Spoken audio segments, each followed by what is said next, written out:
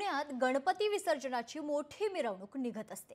पुण्यातील मानाचे गणपतीच्या मिरवणुकीकरिता वाहतुकीत बदल करण्यात येत असतात। तर मग पुण्यात कशा प्रकारे बाप्पाच्या विसर्जनाची तयारी करण्यात आली पाहूयात।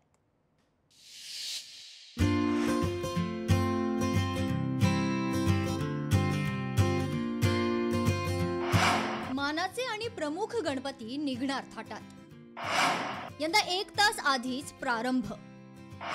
पुणे पोलिसांकडून गणेश विसर्जनाची तयारी पूर्ण। गणपती बाप्पाच्या विसर्जन मिरवणुकीला अवघे काही तास शिल्लक राहिलेत।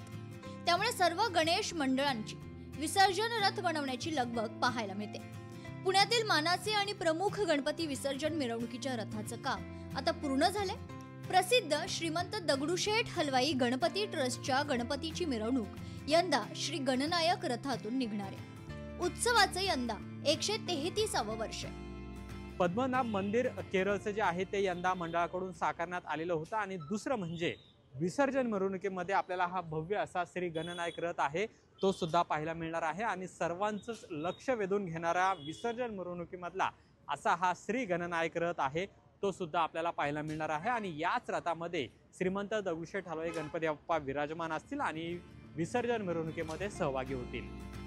पुण्याच्या गणेश विसर्जन मिरवणुकीची परंपरा यंदाही कायम राहणार असून दरवर्षी सकाळी 10:30 ऐवजी यंदा 9:30 वाजता सुरुवात होईल। गणेशोत्सवाला राज्य महोत्सवाचा दर्जा मिळाल्यानं कार्यकर्ते उत्साहात आहेत आणि पुण्यातील दैदिप्यमान मिरवणुकीसाठी तयारी पूर्ण झाली आहे। उद्याची जी मिरवणुकीची रथ आहे ज्याच्यावर आपला लाडका बाप्पा विराजमान होईल ती श्री गणेश रत्न रथ आहे। जे रत्नमहल आहे ते देखावाचंच एक रत्न रथ आम्ही केला आहे। त्याच्यात बाप्पाची विराजमान होतील। प्रत्येक मंडळाने स्वतःचं आत्मचिंतन करायला पाहिजे। किती पथकं लावायचे, किती बँड लावायचे, किती ढोलची संख्या असायला पाहिजे, स्वतः त्यांनी आत्मचिंतन करायला पाहिजे। आणि मिरवणूक किती लवकरात लवकर संपेल त्याची सगळ्यांनी काळजी घ्यायला पाहिजे। विसर्जन मिरवणुकीसाठी पुणे पोलिसांचं तगडं नियोजन। पुणे शहरातील मुख्य 17 रस्ते वाहतुकीसाठी बंद असणार। शहरात 2 दिवस जड वाहनांना प्रवेश बंदी। सध्या आपण पुण्यातल्या मध्यवर्ती भागातल्या अलका चौकात आहोत। ज्या ज्या ठिकाणी विसर्जन मिरवणुकीचा मार्ग असणार आहे तिथं हे रस्ते वाहतुकीसाठी बंद करण्यात आलेले आहेत।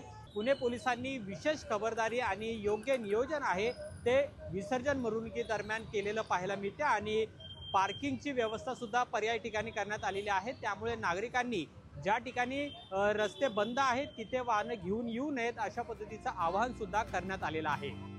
शनिवारी दिमाखात आणि जल्लोषात पुण्यातील बाप्पाची विसर्जन मिरवणूक निघणार आहे। रांगोळ्यांच्या मनोहारी पायघड्या फुलांनी सजविलेल्या रथात विराजमान झालेले बाप्पा, ढोल ताशांचा निनाद, बँड पथकांचे उत्कृष्ट वादन, जनजागृतीपर देखावे अशा थाटात मिरवणूक काढली जाणार आहे। एकूणच भावपूर्ण वातावरणात बाप्पाला निरोप दिला जाईल।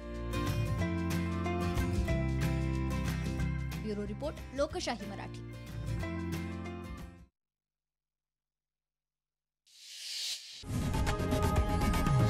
लोकशाही मराठी ऐका, पहा, जागरूक रहा।